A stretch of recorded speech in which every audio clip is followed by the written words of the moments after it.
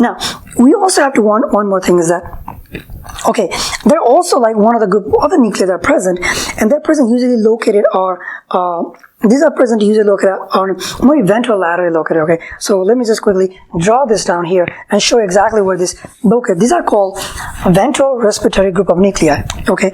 And if I want to make this, okay, we'll just make this as a, okay, this is a fourth ventricles, and we'll make this as, okay, there's going to be, right down here, there's going to be pyramids right here, okay, there's olive right here, and there's going to be nucleus of ambiguous. Remember, nucleus ambiguous, they supply your larynx, okay, and then they're down here, which is ventrally located, but more ventrolaterally located. There's a nuclear group of nuclei, okay. This group of nuclei which lies in a like retrofacial nuclei. Okay, this group of nuclei are called ventral respiratory group of nuclei. What is called? The ventral respiratory group of nuclei. And let me put it down this way right here. Okay, and this is a very, very important nuclei. I'm going to write it with the red. Okay, these are called the ventral respiratory group of nuclei. What is it called? Ventral respiratory group of nuclei. And this ventral respiratory group of nuclei has a couple of things. One of the things you have to know is that this ventral respiratory group of nuclei has a rostral end.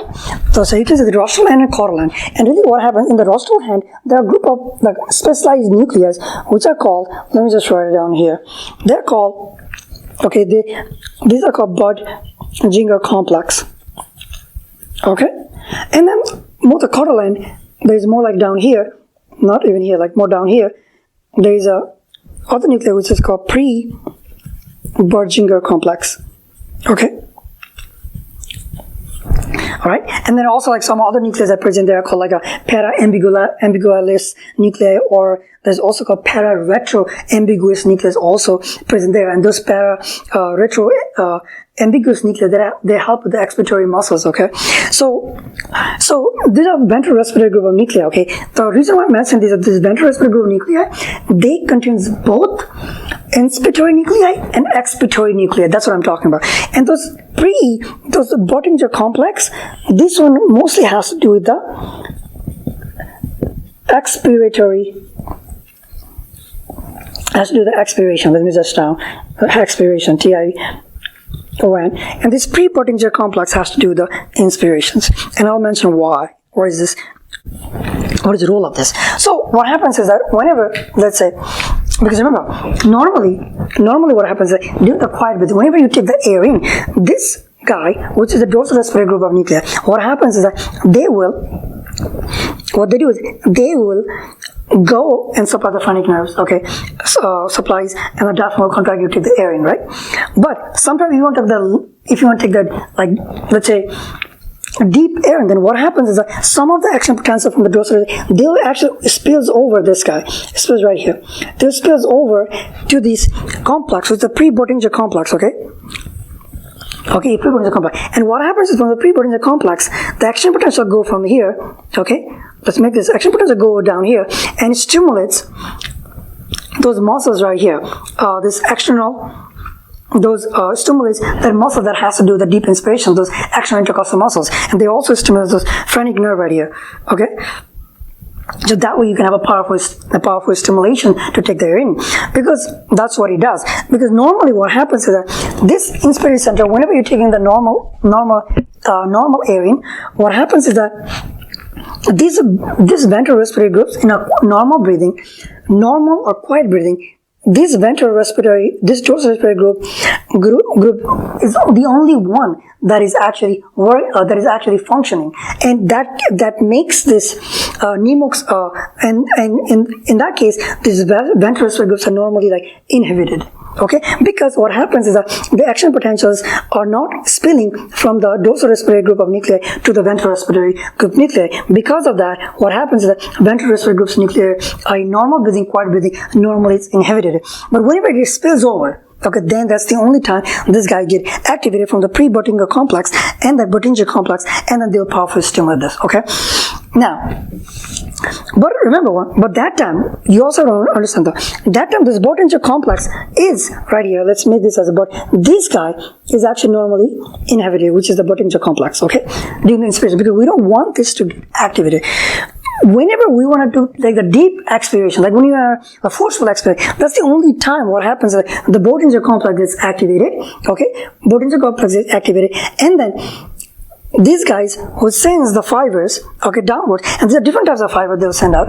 Okay, this Bollinger complex, and this Bollinger complex, which has what, which has to do with the expirations. Okay, these get different fibers, and they go, and what they do is, on the way, they also inhabit this phrenic nerves. Okay, they also inhabit the phrenic nerves right here, the suppressed phrenic nerves, and they will innervate those muscles that is going to the lower motor. Let's make this a different lower motor right here. Okay, there's a different lower motors, motor neurons that has to do with your expiration. So they will go and innervate. Maybe like let's make this as a internal intercostal muscles, okay, and intercostal muscles have the deep expirations, okay, and that's what these guys do, okay, in a normal breathing pattern. So these are very, very different types of nuclei that we have to understand. So as I said, let me just quickly repeat this. The ventilatory groups has both the inspiratory types of nuclei and also expiratory type of nuclei. Those inspiratory type of nuclei are called pre-Bollinger complex, okay, and then expiratory nuclei are called your Bollinger complex. They're a special type of nuclei, okay, and then these dorsal respiratory groups are obviously present dorsally or lies within the solitary tragus of nucleus. And these guys, which is ventrosary group, they're actually present ventrolaterally or right next to the nucleus of ambiguous. Okay, that's something that I wanted to mention here. Now we've been talking about this, and then we also talked about pneumotaxic centers. We talked about this one, right? Now, so now we also have, this is just a neuronal way of a neuronal nuclei that we have to that I had to mention this about. Now, this dorsal respiratory group of nuclei, the inspiratory center nuclei, they are adjusted. Okay, they are adjusted based on different things, okay, based on the chemical compositions, or based on, let's make this as or maybe a voluntarily control. You can voluntarily control your breathing, right? And we'll talk about that too. And we also have to talk about how it's chemically actually adjust this dorsal respiratory nuclei. Okay, and now that's what we're going to talk about. Now let me erase this part. Actually, let me just make one long here. So what happens is that normally what is happening here is that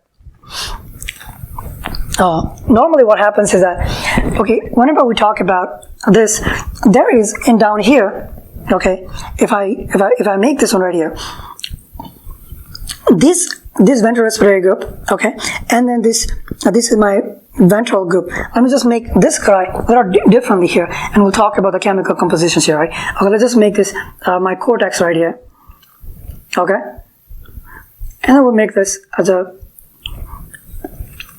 midbrain, and this is going to be my pons and medulla, right? And then we'll make this as this is going to be my coronal view. Okay, so as I said, like, okay, this medulla right here, and then we'll make this as bilaterally, there is a present of this dorsal nuclei right here, right? Bilateral, they are present right here. And then you have ventrally present is what? You have this E, let me make with E. This is going to be my expiratory center, or ventral respiratory group of nuclei. Okay, the ventrolaterally, they are located in the medulla, right? And then you have upper pons, you have this pneumotaxic center, okay? Pneumotaxic centers, and then you have apneustic center on the lower center. Because one of the things I do have to tell you guys is, like, guys, if any sort of like a severe happens up, like above the pons, like what's going to happen is that there will be no effect on the respiratory center, okay? But if there is happen in the lower pons and so, then yes, it will affect your inspiration center. Okay. One of the also key concept that we have to know is like look at this phrenic nerve, like it supplies by from there. So anything that happens, anything severe that happens to like any sort of like a transections or like anything cut that happens above C2 level of cervical regions, that will kill the patient. That will kill the person because. Remember, because your C3, C4, C5, 6 is actually supplied to diaphragm, right? So all the fibers that are coming from is above a C2 level. And anything that happens, like anything cut or any sort of like a transactions that happens below the C6 levels, then there will be no effect on your respiratory centers. But above the C2, that's going to kill the patient, okay? So that's something that I want to mention that too. But now if I quickly go back here, and we have to talk about these things right here. So what is happening is that when we talk on the chemical compositions, we have to talk about, okay, this is a dorsal respiratory group here. There's some receptor, a group of cells receptor, they're actually located like down around here. Like around, there's a group of specific type of cells, okay, and these are sensor cells. These are chemo-sensor cells, okay. They're very, very sensitive to what? They're very, very sensitive to the level of carbon dioxide, oxygens, and proton concentrations, okay. They're very, very sensitive, and these are called chemo-sensor. Okay? These are called central chemoreceptors, right? And what happens is that these guys can modulate it by, as I said, there's a dorsal respiratory group can be modulated by your chemical compositions, right? So these guys, what they can do is they can actually powerfully stimulate the pneumotoxic centers, and then also they can powerfully stimulate the dorsal respiratory group. Okay, now, but we have to understand that how do they sense what is going to powerfully stimulate this or the powerful dorsal respiratory group, and that has to do with like your carbon dioxide levels in your body. But remember the carbon dioxide level. So what happens is that, as I said, there are three things you have to know: partial pressure oxygens, partial pressure carbon dioxide, and also the proton concentrations, or your pH, right? A pH and pH. And the pH has to do with the proton concentration, right? So what happens is that these guys are very, very much more sensitive to the level of partial pressure of carbon dioxide. It's a partial pressure carbon dioxide. These guys are very, very, very, very sensitive. But remember, these guys are sensitive to partial pressures of carbon dioxide in the arterial side, not on the venous side, okay? The arterial side. So what this partial pressure carbon dioxide does is that, okay, because one of the things is that you also have to know this, that whenever there is a, let's say, hypercapnia, what does that mean? Which means that there is a high level of partial pressure carbon dioxide is going up, right? So whenever the partial pressure going up, let's just make this as, we have to make this as, let's make this, I'm going to make this brain right here, okay? What is the brain? Brain have, okay, let's just make this composition right here. And then we make this, and then brain has what? They have endothelial cells, right? They have endothelial cells, and these brain are like continuous endothelial cells, but with the what? Tight junctions, correct?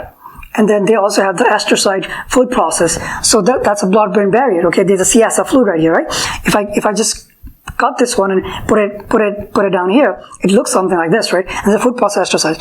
So whenever the high level of carbon dioxide comes into oxygen, carbon dioxide can actually pass through this blood-brain barrier, right? When the carbon dioxide level passes this blood-brain barrier, what happens with the carbon dioxide is this level of carbon dioxide, what it does is that carbon dioxide mixes with the CSF fluid right here. And there's an enzyme called carbonic anhydrase enzyme, which makes carbonic acid, okay? And this carbonic acid splits into your H+, and then your bicarb, okay?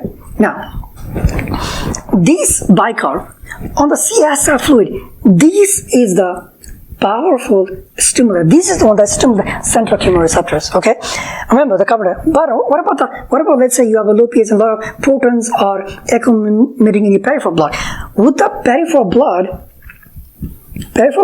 that is accumulating in your blood, peripheral blood accumulating H+, would this affect the central chemoreceptors? I hope you said no, because remember, your H+ cannot cross your blood-brain barrier, okay? So it's the level of carbon dioxide which goes and mixes with the water and mixes carbonic acid and splits into H+ and bicarb, and that's proton on your CSF fluid is the one that can stimulate your central chemoreceptors, and that's going to stimulate your respiratory centers and also the pneumotoxic centers, okay? That's what it's going to do. So it's the partial pressure of carbon dioxide, the high level of carbon dioxide that's going to stimulate central chemoreceptors. That's what I want to know, and that's what I want to. It's not the peripheral proton concentration; it's the CSF proton concentration that stimulates central chemoreceptors. Okay. Now, this is how your carbon dioxide level can modulate your respiratory centers, okay? And every single day, our breathing is not volunteer, right? It's automatic breathing. And the reason why we are not conscious of our breathing is it has to do with the level of carbon dioxide in our body, okay? It's the arterial particles of carbon dioxide that is actually driving our central chemoreceptors, and we have this unconscious sort of a breathing, okay? So that's the reason why carbon dioxide level is very, very sensitive to our brain, okay? It has to do with our breathing, okay? Now after that, this I've mentioned that, right? The central chemoreceptors. Now, this is central, but there is also another type of receptors which are located in somewhere else, and that is called, okay, this is, let me just write down this name too, so that you don't get confused. This is called, okay, central chemoreceptor, okay? Central chemoreceptor.